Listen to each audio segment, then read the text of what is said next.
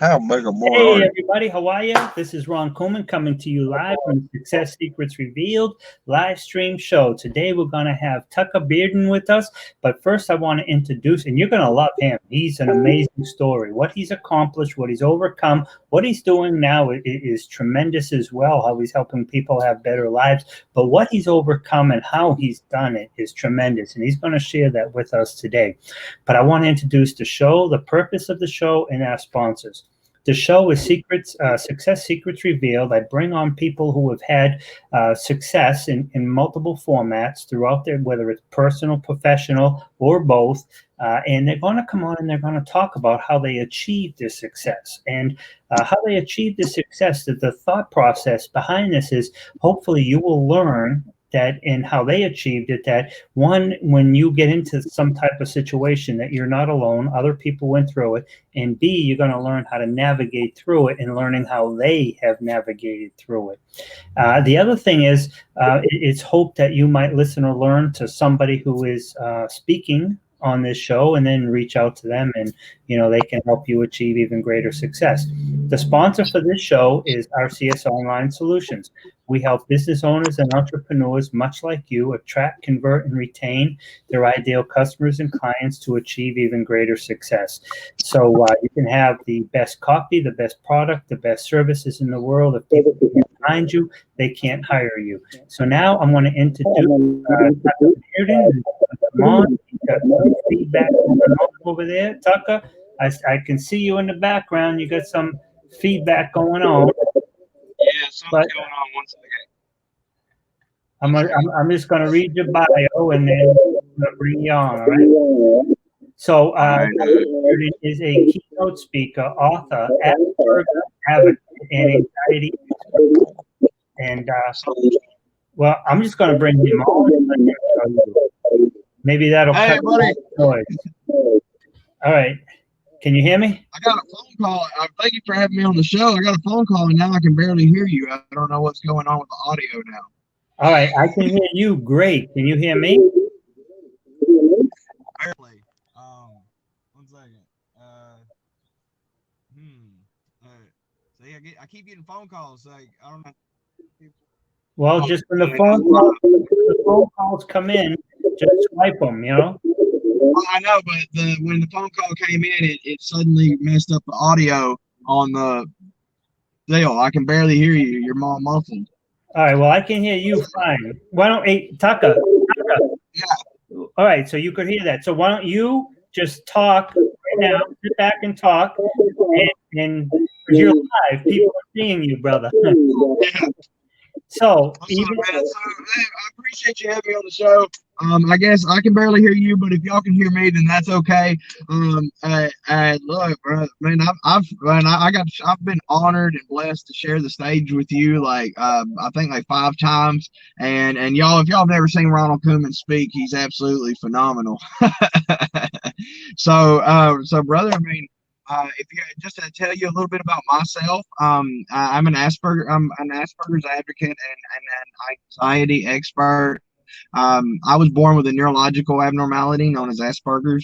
It hinders your natural abilities to understand social cues, emotional responses, things of that nature.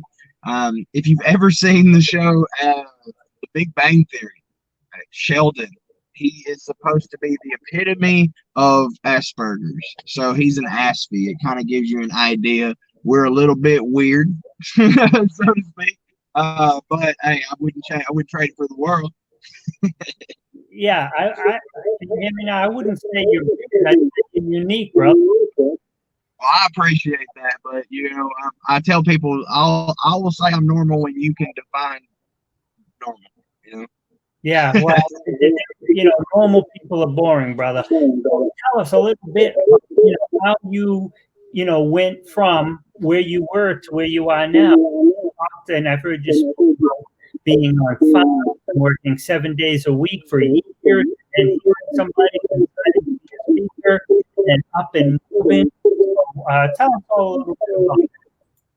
So, okay, so I guess I could start from the beginning. And like growing up, it was very difficult to make friends. Communication was a big issue for me. So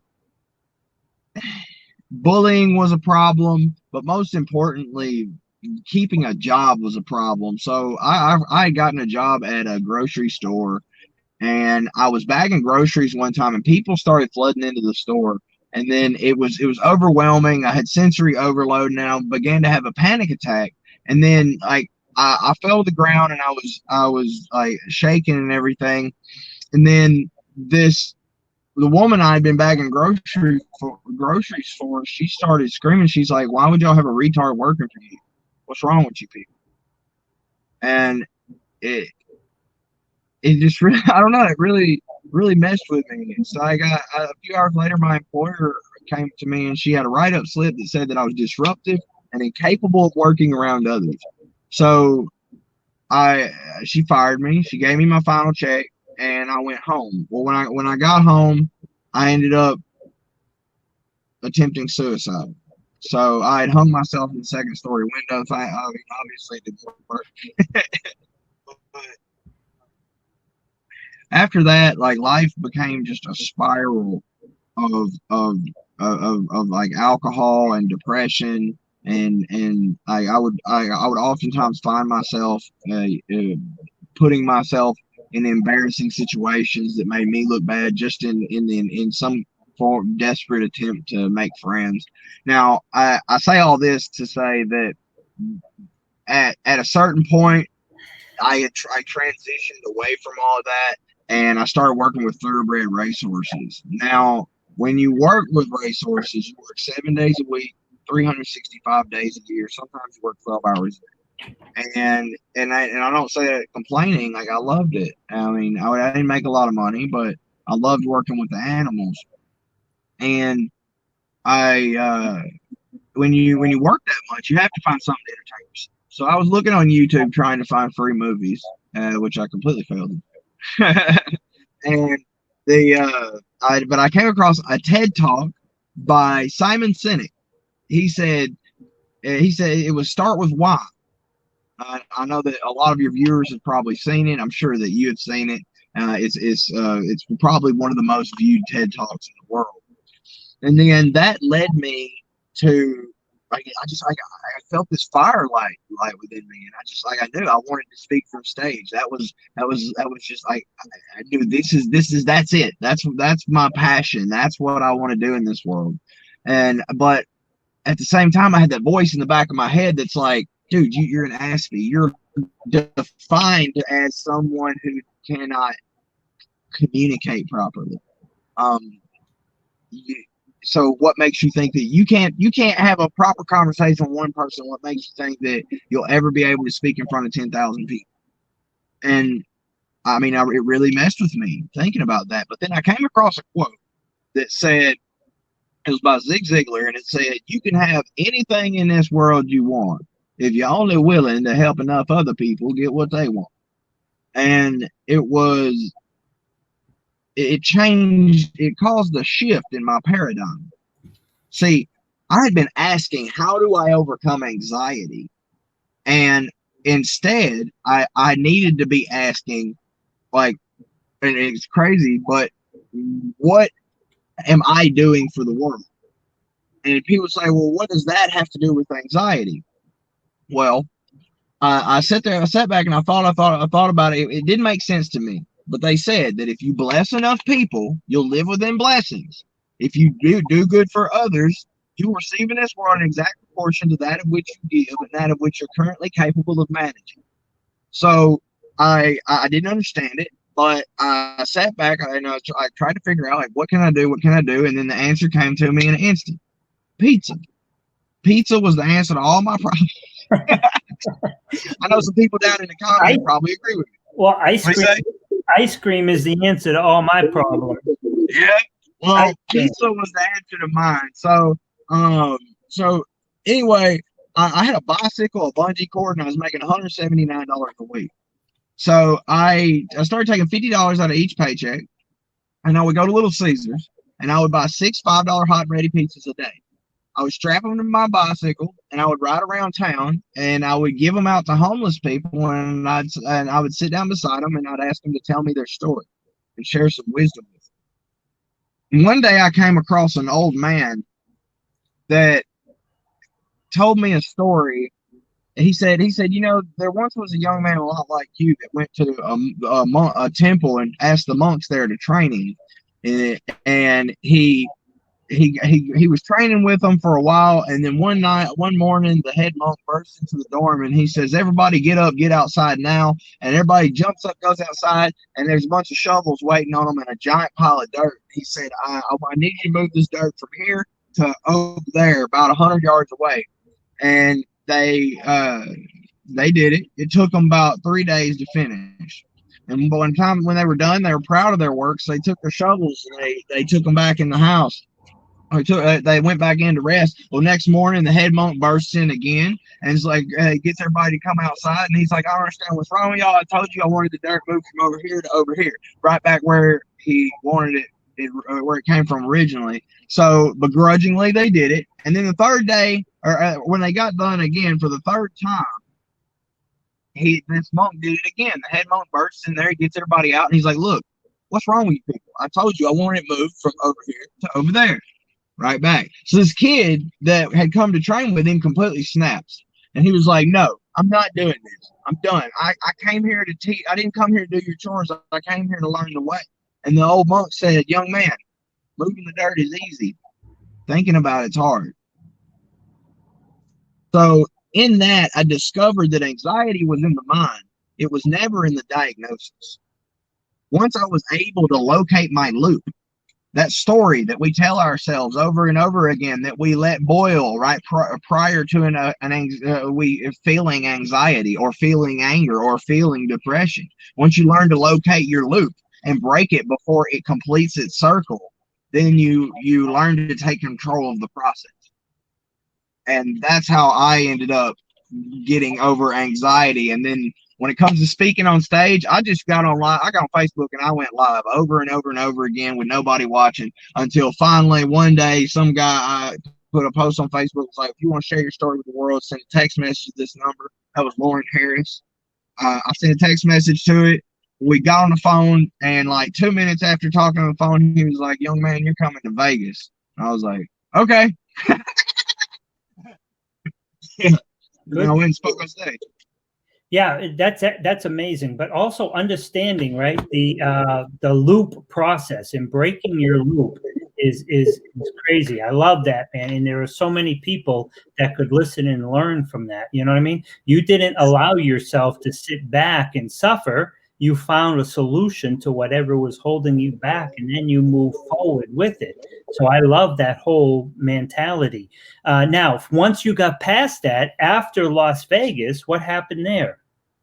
So I ended up when I went and spoke at the Authority Makers Boot Camp, and they gave me 3 minutes to speak on stage, and I got like a 4.5 or 5 minute standing ovation, and I was like, "Man, I might be good at this."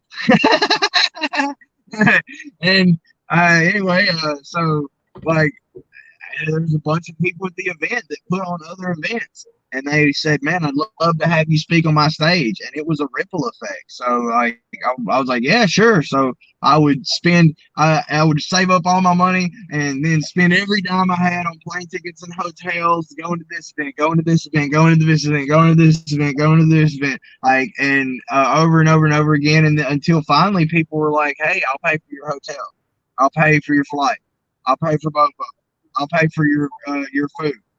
In fact, I'll put you up in a suite." It's like, what? I'm a country boy, I'm not used to it. I remember the first time I got put in a suite where there was a bidet, the thing that cleans your butt. I I went to sit down on the toilet. That thing sprayed me. I jumped up off the toilet and called maintenance. I was like, "Your toilet's broken. It's spraying all over the place." I was like, "Somebody put a water fountain in the toilet. This ain't right." Nice. Yeah. And yeah, it's been a a chain reaction. That's how I met Eric Swanson, and meeting Eric Swanson's how I met you. And, you know, that's really how it happened, man. And I tell you this. If anybody here is watching that does want to be a speaker, that wants to speak on lots of stages, wants to be put in great positions where people will, or they look for you to be on their stage, what you do is, prior to going to an event, or prior to an event starting, you show up early, or maybe the day before, and you help you help them set up the event, and do physical labor, actually help set up the stage, help them with move everything around, and put up the lights and set up the cameras, the audio. That's what I do. That's what I've done. I till this day do it, and I'll never stop doing it. And if I get bigger than Tony Robbins, I'm still going to help set up the event. And what you do is you go to the event host after you get done helping set up, and you say, "Hey, I just wanted to introduce myself. I was one of the volunteers here. I just wanted to introduce myself. My name's Tucker Bearden. Man, I really appreciate what you're doing here. This is really awesome. Would you mind if I give you some feedback after the event?" They're always going to say, "Absolutely." Now, you're at the event. You be attentive. You help out. Don't just be someone who sits in the seat and enjoys the event. Actually put in some work and help, and I mean, you can still pay attention and do that. And then afterwards, people are going to recognize you over anybody in the room. They're going to want you at their events. Yep. That's going to, yeah, and then it's going to open doors for you.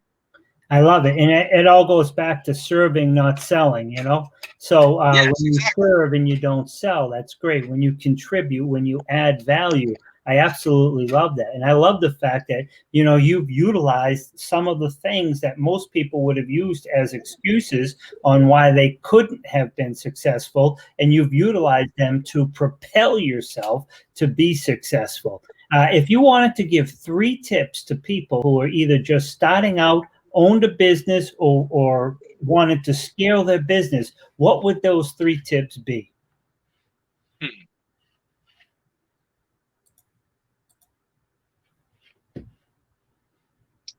First of all, I would say embrace failure, because I don't know why, but I even had it. When people get into entrepreneurship for the first time, they have this fairy tale illusion that they're going to put a little bit of money into some website and sit around for a few days building something out, and then suddenly money's just going to come flooding in, and everything's going to work out for you. And I'll be real with you, it's not generally. It's possible, but it's not probable. You're gonna fall on your face. So I'd say tip 1 is not only get used to failure, but embrace it. My friend Tony, who passed away recently, used to say, "There are no losses, there's only lessons." And this was, and so take your failures and don't let them crumble you. I mean, just remember, it's like an eagle's nest. It's made of tiny broken pieces brought together to create something powerful, and that's the home to something beautiful. I mean, if you want to build a home, you want to build a business, you have to be flexible and be willing to put broken pieces together. Take what works and leave what doesn't. So I think that would be tip number 1. Tip number 2 is never stop learning. That's really big. So never get too big for your britches, so to speak. So, me personally, I've fallen short lately, but generally, when I'm in my normal routine, I read on audio and or physical a book to 2 books a day, depending on how long they are. Some books take a few days to read, even on audio, but it's just expanding your mind continuously, because you never want to get stuck in a stagnancy. You don't want, like, even in business, a lot of people, they have a tendency to plateau, and where they can't seem, they've climbed and climbed and climbed, and they get to this point, and then for some reason they just can't seem to get higher off the ground. And what it is, in my personal opinion, I've been known to be wrong, but in my opinion, I believe that this stems from a stagnant mind. They might be, and it may not be that they don't read. It just could be that they're reading the wrong thing. So when you read books, they say you read a book more than once, and the next time that you read it, you don't find something that wasn't in the book before. You find something in yourself that wasn't there before. So what happens is it mixes things up for you, and your brain loves this. It releases serotonin and then activates the reticular activating system in your brain. So so people say you speak something into success, like you say, I'm going to find money, I'm going to find money, I'm going to find money, I'm going to find money, or I'm going to find a client, I'm going to find a client, whatever it may be. Once you are studying this enough, the brain begins releasing that serotonin, and the reticular activating system begins to recognize the things that are going to help you get closer to that goal. It's kind of like when you drive a car for a while, then all of a sudden you see that car everywhere. It's not that all of a sudden everybody started driving that car. It was always there. It's that's your reticular activating system. It's recognizing something so that you're registering something that works with you. And so I think that would be tip number 2, is expand your mind daily. Just like read, listen to audiobooks, listen to TED Talks. I mean, and if you read just 30 minutes a day, or listen to an audiobook for 30 minutes to an hour a day on your topic, on your expertise, within 10 years or so, you're going to be one of the most educated people on the planet in your field. I mean, yes, that's more education than a PhD than people that go to college would get. So do that. So that would be tip number 2, is expand your mind daily. Now, tip number 3 is don't be afraid to ask for help. I mean, don't try to do this on your own. It's imperative that you understand that business is not, it's not an I process. It is a team thing. You need a team. Henry Ford was once being ridiculed in a courtroom because he didn't know. They asked him facts about history that he didn't know the answer to, and he said, "Why would I know all these things when I surround myself with people who I can get the answer from in a moment's notice?" You'll become the equivalent of those you surround yourself by. So surround yourself with people who have the answers that you're looking for and can assist you, because there's a difference in a handout and a hand up. And you got to understand that. Put your pride aside, and when you're stumbling, look, there is a coach, a consultant, something for anything. If you want to learn how to build a house, there's people that can teach you how to build a house. If you want to learn how to build a business, they can teach you how to build a business. If you want to learn how to build a bubblegum castle out of straws and crackers, there's probably someone who can teach you to do that. You know what I mean? So yeah, those would be my 3 tips, I believe. Don't be embrace failure. Don't be and understand that there's no losses, there's only lessons. Expand your mind daily, and never be afraid to ask for help. Stay humble. I love it. And hustle hard. That's the point.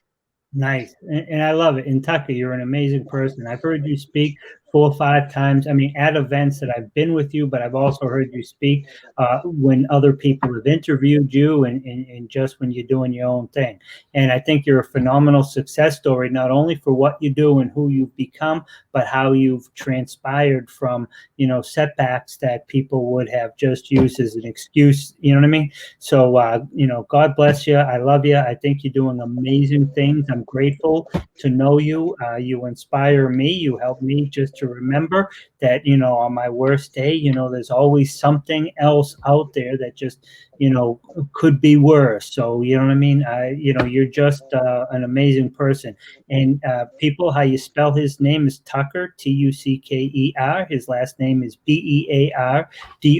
I'm going to put up Den. Sorry, I'm going to put up the Den. Right? Yep. Yeah. That's literally Bearden.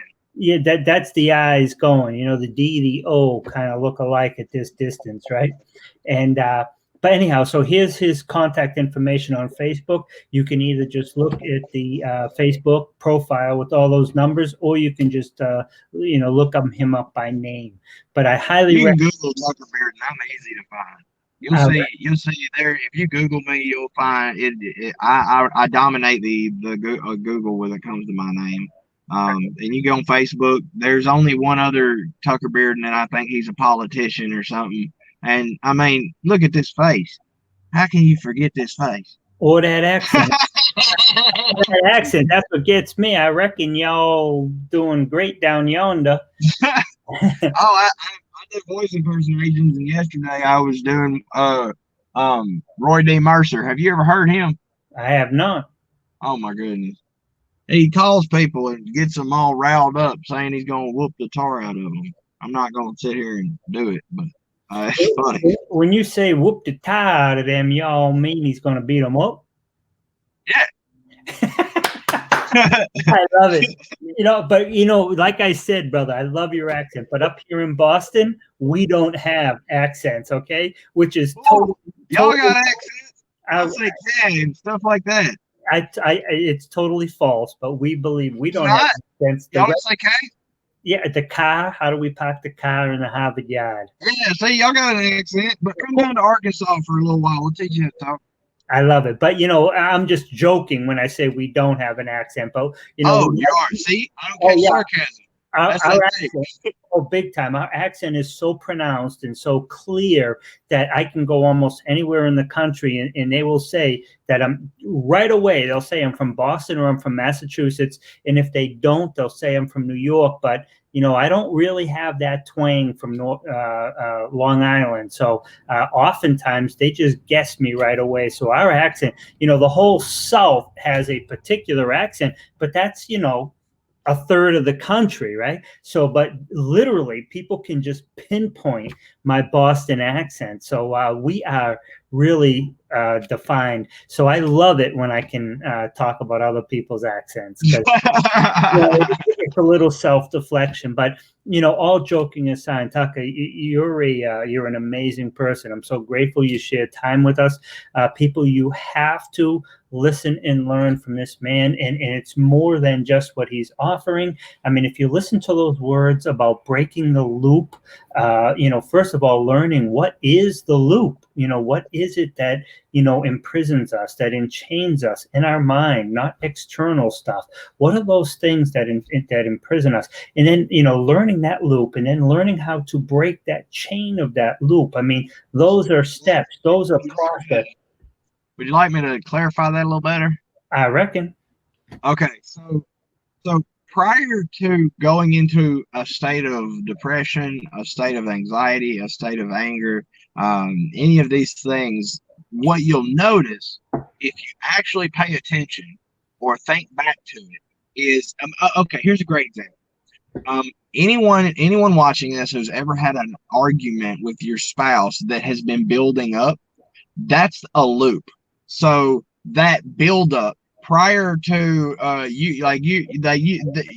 some kind of loop is going in your mind. It's a story that you're playing over and over and over again in your mind, and which is flooding your body with cortisol, and which shuts off your immune system, drops your IQ, literally makes you dumb. That's why people say don't make me get stupid, because when you're angry, you're dumb.